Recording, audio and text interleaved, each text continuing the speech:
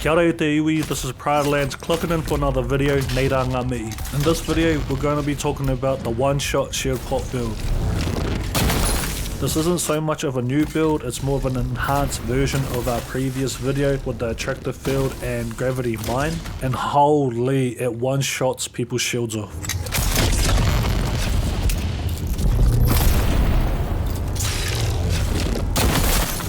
Throughout the video, we're going to go over the build and more so look at the enhancements that we added to it. We're going to be looking at some of the gravity mines mechanics on top of the previous video that we've learned since then. And we're going to look at some text that you can use with the attractor field and gravity mine to outplay your enemy. Before we get into these insane build enhancements, make sure you check if you've clicked that subscribe button, and if you find any value in this video, make sure to leave a like and leave a comment down below so we can have a cordial about this insane build. Alright, let's get into the build for this one e te wano. There isn't too many differences from the last video, the attractor field / gravity mine. The main things are that you'll notice first of all is a technique called suspensor dash. That's what we've slotted in. You basically can dash in the air, but instead of using it on the ground like a normal dash, that uses stamina, but the suspensor dash uses your battery pack or your battery power. Just be careful with this one too. For example, if you're running away or trying to close the gap too much, if you do it too many times, it does give them a chance to break your shield with one shot as well. So use it kind of sparingly, or just be smart with using that suspensor dash. But mainly what it's for is once you attract the field someone, drop your gravity mine, you can dash out as it activates, and instead of you being inside, they're inside it.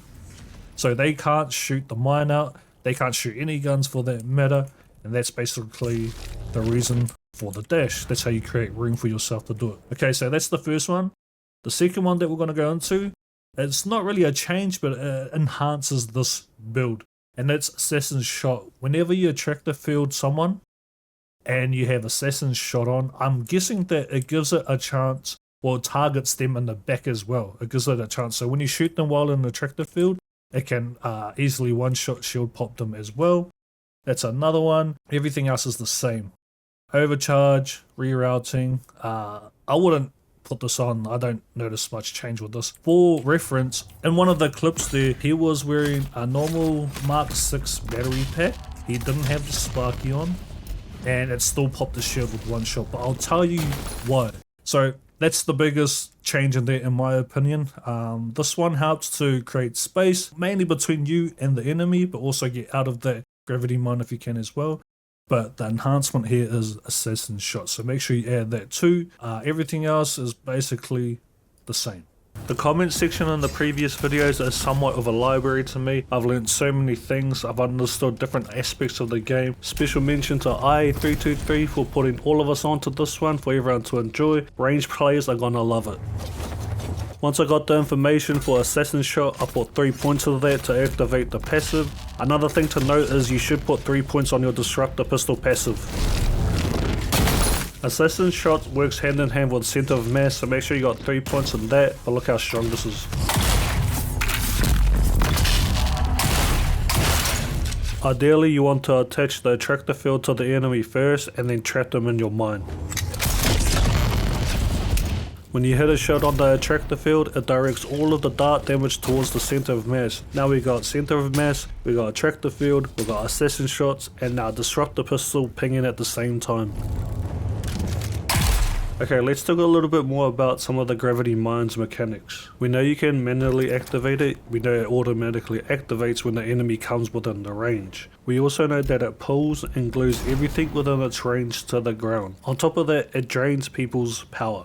What I didn't know was at what point does it start draining your power pack. Going back to this clip, I successfully put the attractor field on him. I did put my gravity mine down, but I didn't think it was that effective, mainly because he noticed it and he started running out of range, and he was in it for what, 1 second or so? But the gravity mine was doing much more than I thought it was doing. As I put the mine down here, I try and position myself on the edges of its area of effect. As it pops, focus on my power bar.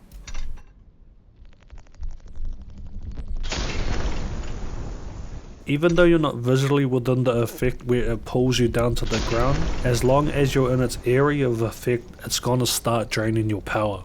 And why does that matter? Because power is shield.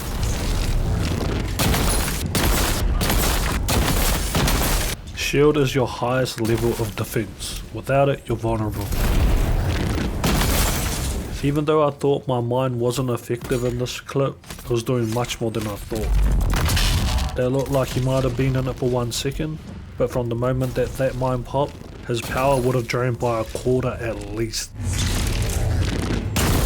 Now that we know a little bit more about the gravity mine, let's get into some attractor field and gravity mine techs.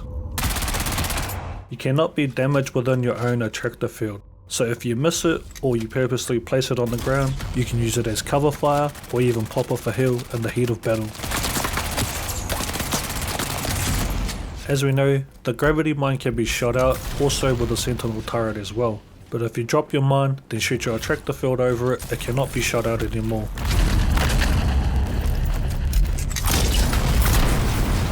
Ideally you want to equip 3 heavy armor and 2 light pieces of armor, and then you just stand and bang.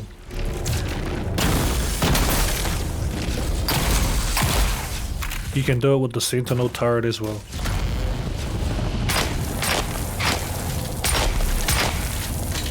Obviously when using these techs, it's all situational and play smart. Don't go out there using these willy-nilly, otherwise it probably won't work. Over time, people are going to figure out your builds, so make sure you play smart, switch it up, try and keep the enemy guessing. One last tip with the gravity mine is try and use your environment to hide you from placing down the mine, whether that's running around a corner, placing it behind a bench, or dropping off a ledge to drop it.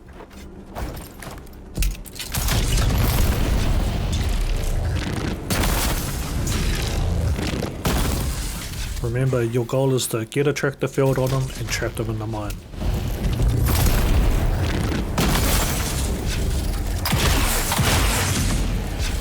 I hope you enjoyed that video and got to learn a couple new things. Remember, any content that I put out there to the public is a learning opportunity. It's my journey and my journey alone, so if I say it's a new build, it's new to me, it's new to my experience on my journey as I discover the game of Dune Awakening.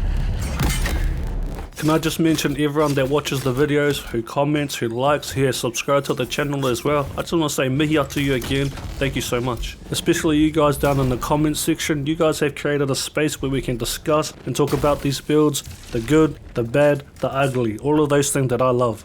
On that note, I don't want to prolong the video any more longer, but before we go, consider subscribing to the channel, and if you found value in it again, drop a like, and if you got something to say, let's have a corridor about it in the comments section below. Other than that, have a great night, have a great day, and I'll see you guys in the next video. Mā te wā.